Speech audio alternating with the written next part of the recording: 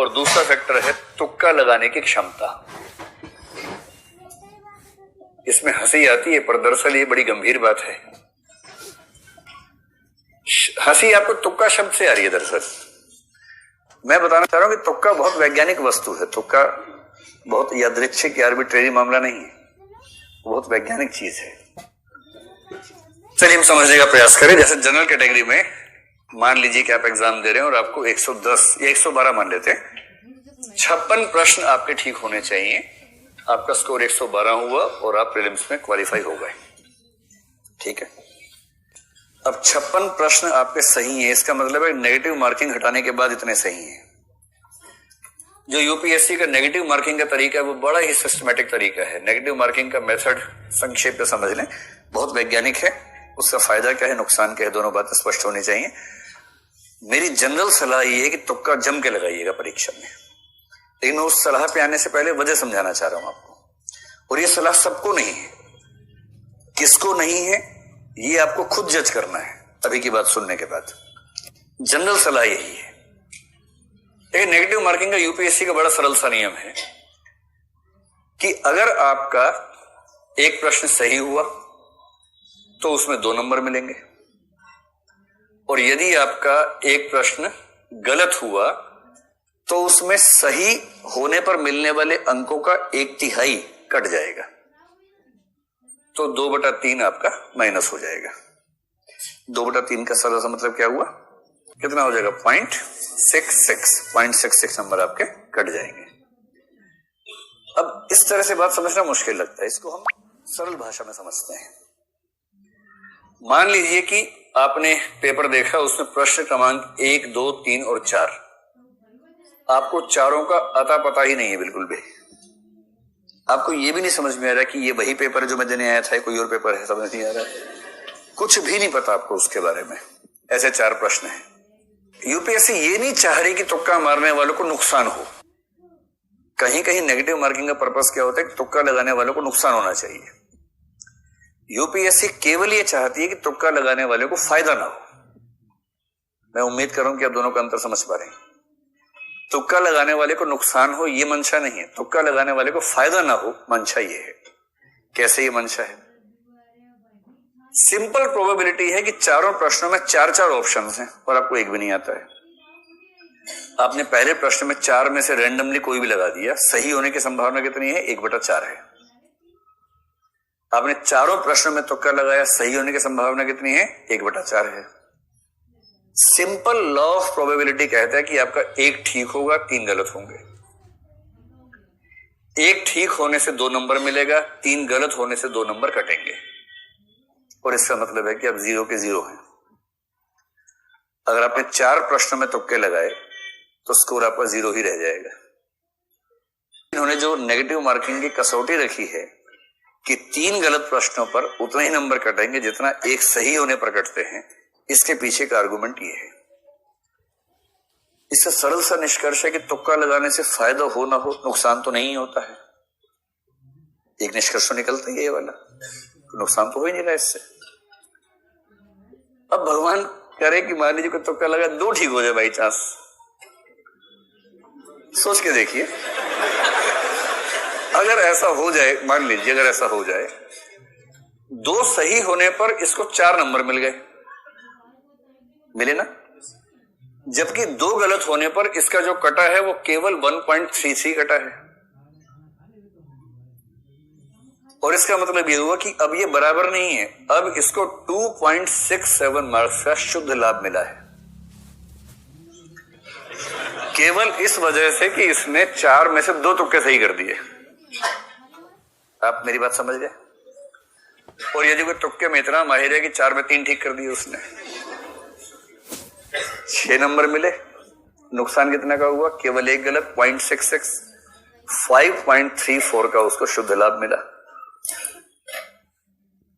और असली बात यह है कि अगर आपको प्रीलिम्स क्वालिफाई करने के लिए 56 प्रश्न करने हैं, मेरी समझ में यूपीएससी देने वाले 5 लाख लोगों में से मैक्सिमम 5 ऐसे होंगे, या बहुत मानूंगा तो मान लूंगा 20-30 ऐसे होंगे जो बिना कोई प्रश्न गलत किए 56 ठीक कर सकते होंगे।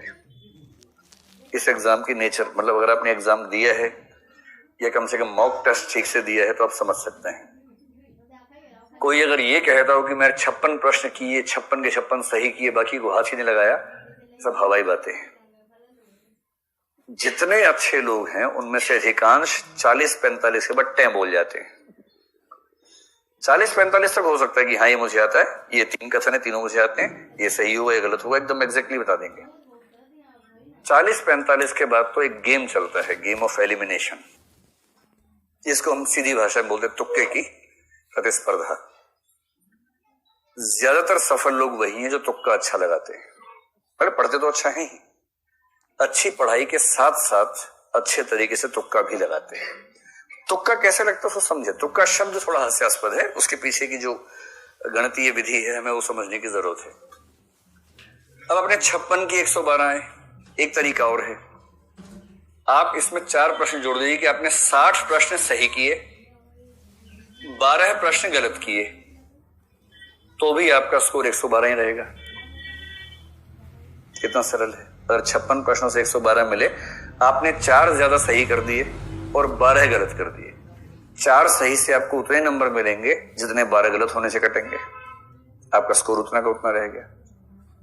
इसका और भी तरीका हो सकता है, आपने 65 प्रश्न सही किए और आपको 30 प्रश्न 30 गलत करने का ऑप्शन मिलेगा। 56 चाहिए ना, नहीं 27 प्रश्न गलत करने का विकल्प आपको मिले, के बाद भी आपका स्कोर कितना है, 112 है।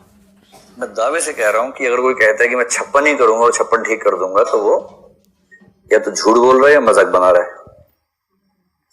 वो दरअसल इनमें से कोई ना कोई ट्रिक चुनेगा कि 60 सही करने हैं, 12 गलत करने हैं। मतलब गलत करने हैं ऐसे नहीं, गलत हो जाए तो कोई बात नहीं, सही करने तो पर्पस हो सकता है, गलत करने के पर्पस होगा। 65 सही करूंगा, 27 गलत हो, 92 हो गए, 8 प्रश्न छोड़ दूंगा। ये एक अच्छी अप्रोच हो सकती है। अब इस लेवल पर आकर मैं आपको एक निष्कर्ष समझाने का प्रयास करता हूं। मेरी सामान्य राय, जिस पर अभी आपको काम करना है अपने स्तर पर, क्योंकि हर व्यक्ति के लिए एक समान दवाई काम नहीं करती है, बीमारियां अलग अलग हैं, दवाइयां अलग अलग ही होंगी। सामान्य राय में बता रहा हूं, सामान्यतः कम से कम 80 से 90 के बीच में प्रश्न अटेम्प्ट कीजिएगा। इससे कम करेंगे तो ज्यादा संभावना है कि प्रीलिम्स नहीं होगा, और इसका सीधा सा मतलब है कि छोड़ने का मामला लगभग 10 प्रश्नों पर ही होगा कि 10 को आपने छोड़ दिया। छोड़ना केवल उन प्रश्नों को है जिनके बारे में आपको रत्ती भर भी नहीं पता है, कुछ नहीं जानते, ना प्रश्न समझ में आ रहा है, ना चारों ऑप्शन में से कोई ऑप्शन समझ में आ रहा है, कुछ हवाई नहीं लग रही उस प्रश्न की, उसे छोड़ दीजिए। ऐसे प्रश्नों की संख्या अधिकतम 20 होनी चाहिए, आमतौर पर 10, 12, 13 से ऊपर नहीं होना चाहिए। इस समय बाकी सारे प्रश्न करेंगे, और बाकी सारे प्रश्न जो करेंगे, तुक्का लगाने की जो रीति है, पद्धति है, वो पद्धति क्या है उसको एक ही बार में समझ लीजिए, उसका अप्लाई करना शुरू कर दीजिए। जहां चारों विकल्पों के बारे में कुछ भी नहीं पता है, 4 क्वेश्चन मार्क दिमाग में है, उस प्रश्न को छोड़ देना है। कुछ नहीं पता आपको उसके बारे में, मतलब इस पे भी तुक्का लगाएंगे तो कोई नुकसान नहीं, क्योंकि 1/4 की प्रोबेबिलिटी से ना लाभ ना नुकसान की स्थिति अंत में आएगी। पर जब लाभ होना ही नहीं है तो टाइम तो वेस्ट हो ही जाए, टाइम तो बचाइए कम से कम। ऐसे प्रश्न पूरे पेपर में 10-12 से ऊपर नहीं होंगे, शायद 5 भी ना हो, जिसमें आपको कुछ भी ना पता हो।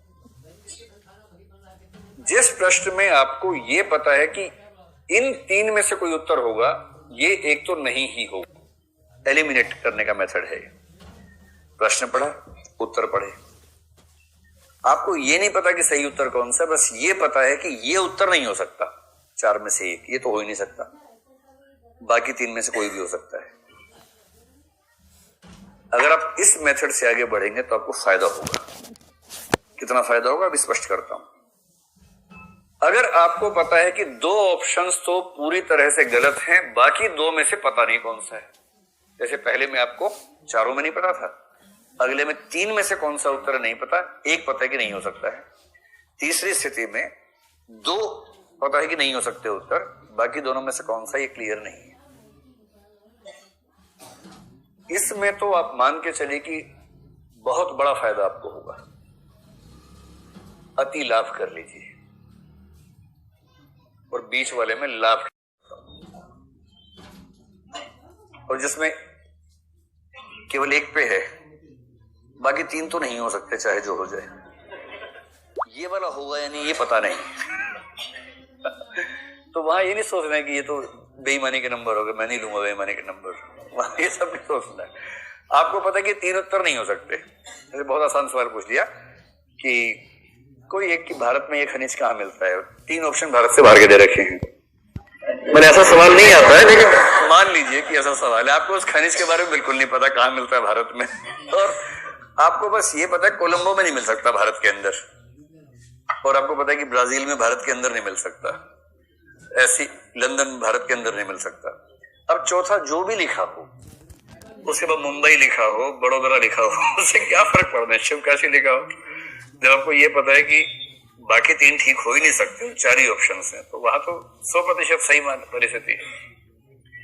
एक बार जल्दी से इन दोनों को स्टडी कर लीजिए। हम एज्यूम करते हैं कि 12 प्रश्न आपने ऐसे किए और 12 प्रश्न ऐसे किए, ठीक है? तो आप खुद इस फार्मूले का जवाब मुझे देंगे। मान